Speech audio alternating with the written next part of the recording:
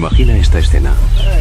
Has sido contratado por una empresa privada para talar varios árboles antiguos que representan un peligro por su estado de deterioro. Todo parece un trabajo rutinario, hasta que al terminar de cortar uno de los enormes robles, notas una extraña cavidad en el tronco. Hay un trozo de madera podrida cubriendo el interior. Lo retiras con las manos. Y entonces llega el horror. Dentro del árbol hay una persona. Un hallazgo tan inesperado como real, que en 2007 conmocionó a todo un condado.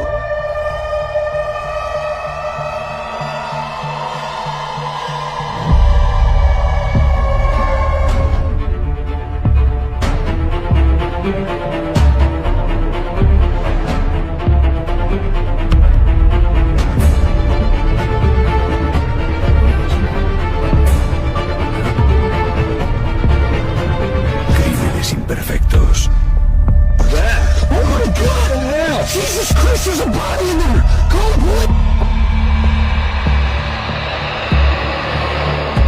El invierno había llegado temprano al sur de Virginia Occidental. Durante la madrugada del 12 de diciembre de 2007, una fina capa de escarcha cubría las carreteras secundarias del condado de Mercer.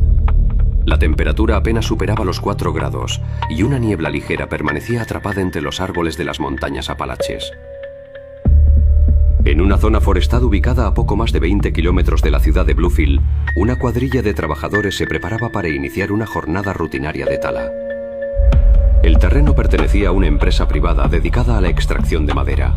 Durante varias semanas, los trabajadores habían retirado árboles enfermos, troncos dañados por tormentas y ejemplares que representaban un peligro para los caminos utilizados por los vehículos pesados. Aquella mañana, uno de los árboles señalados para ser retirado era un roble de enormes proporciones. El tronco medía más de 1,5 metros de diámetro. Sus ramas más altas habían desaparecido años atrás, probablemente destruidas por un rayo, pero la parte inferior todavía permanecía en pie. Los trabajadores calcularon que el árbol podía tener más de 200 años. A simple vista parecía sólido. Sin embargo, nadie sabía que su interior ocultaba algo que llevaba décadas protegido de la luz. Habíamos revisado el árbol desde afuera. Tenía algunas marcas de humedad y una parte de la corteza estaba levantada, pero eso es bastante común en árboles viejos. No vimos nada que nos hiciera pensar que estaba completamente hueco. Mark Bennett, de 39 años, era uno de los trabajadores con mayor experiencia de la cuadrilla. Había trabajado en la industria maderera desde los 18 años y estaba acostumbrado a encontrar nidos, pequeños animales, ramas podridas e incluso herramientas abandonadas dentro de troncos huecos. Aquella mañana trabajaba junto a Samuel Hayes, un operador de maquinaria de 46 años. Uno de los trabajadores llevaba una pequeña cámara corporal sujeta al pecho. No era equipo policial. La empresa había comenzado a utilizarlas meses antes para documentar accidentes, inspecciones y procedimientos de tala en terrenos complicados. Gracias a esa cámara, los minutos anteriores al descubrimiento quedaron registrados. A las 9:17 de la mañana, la motosierra comenzó a cortar la base del roble. El sonido del motor se extendió por el bosque. Cuando el corte principal estuvo listo, utilizaron cuñas y cables de seguridad para controlar la dirección de la caída. El árbol descendió lentamente. Primero se escuchó el crujido de las fibras internas. Después, el golpe. El enorme tronco cayó sobre un área despejada, levantando hojas, polvo y pequeños fragmentos de madera. Todo parecía haber salido según lo previsto. Pero al aproximarse al extremo inferior del árbol, Samuel observó algo extraño. La motosierra no había atravesado una estructura completamente sólida. En una de las secciones, la cadena había cortado prácticamente en el vacío. Cuando el árbol cayó, nos acercamos para revisar el corte. Fue entonces cuando vi que el centro estaba oscuro. Con la mano saqué un poco de madera. La madera se deshizo. Le dije a Mark, ven a mirar esto. Toda esta parte está podrida. La grabación muestra a Mark terminando de cortar el enorme tronco. Durante los primeros segundos, tanto él como Samuel creen que se trata de una cavidad natural formada con el paso del tiempo. El interior del roble estaba cubierto por madera húmeda, fibras oscuras y restos vegetales compactados. Mark apaga la motosierra y la deja sobre el suelo. Con curiosidad comienza a retirar con las manos algunos fragmentos de madera que habían quedado sueltos tras el corte. La madera se desprende con facilidad, dejando al descubierto una cavidad que se adentraba varios centímetros en el tronco. De pronto, algo llama su atención. Entre las fibras húmedas asoma una forma extraña que no parecía pertenecer al árbol.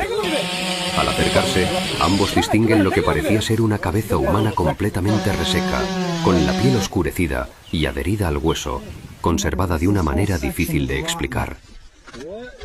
Por unos segundos permanecen inmóviles, incapaces de comprender lo que están viendo. Aquello no era una formación natural.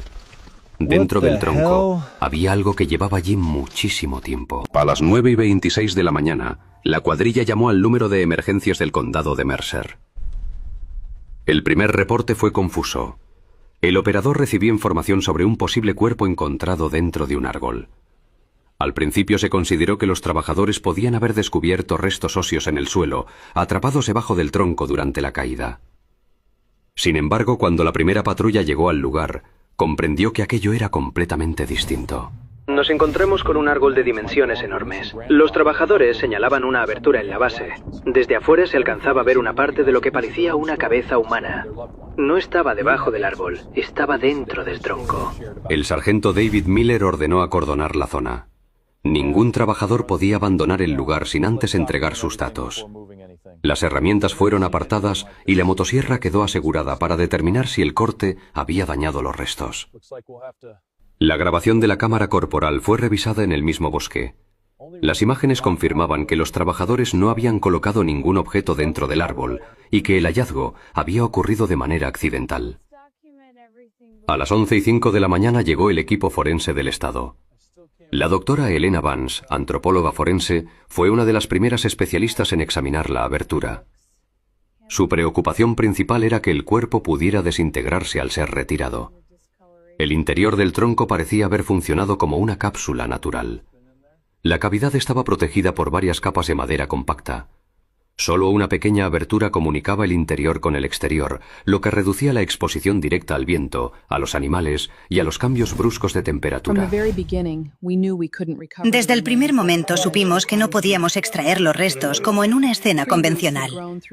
Había raíces atravesando parte de las prendas y secciones del cuerpo estaban adheridas a la superficie interna del árbol. Cualquier movimiento incorrecto podía destruir información importante. La extracción comenzó después del mediodía. Los especialistas decidieron cortar una sección completa del tronco, manteniendo intacta la cavidad. Durante más de 4 horas, los trabajadores forestales, ahora dirigidos por el equipo forense, realizaron cortes alrededor de la zona afectada. Al caer la tarde, un bloque de madera de casi 2 metros de largo fue separado del resto del árbol. Los restos permanecían dentro. El bloque fue cubierto con una estructura protectora y trasladado en un camión hacia un laboratorio forense en Charleston. Para entonces, los primeros rumores ya circulaban en Bluefield. Algunos trabajadores habían llamado a sus familiares. Un conductor aseguró haber visto vehículos policiales entrando en la zona. Antes de que terminara el día, una estación de radio local informó que las autoridades investigaban el hallazgo de posibles restos humanos dentro de un árbol centenario. Sin embargo, la pregunta principal todavía no tenía respuesta. ¿Cómo había llegado una persona al interior de un árbol? Durante las primeras 48 horas, los investigadores trabajaron bajo la posibilidad de que se tratara de un caso relativamente reciente.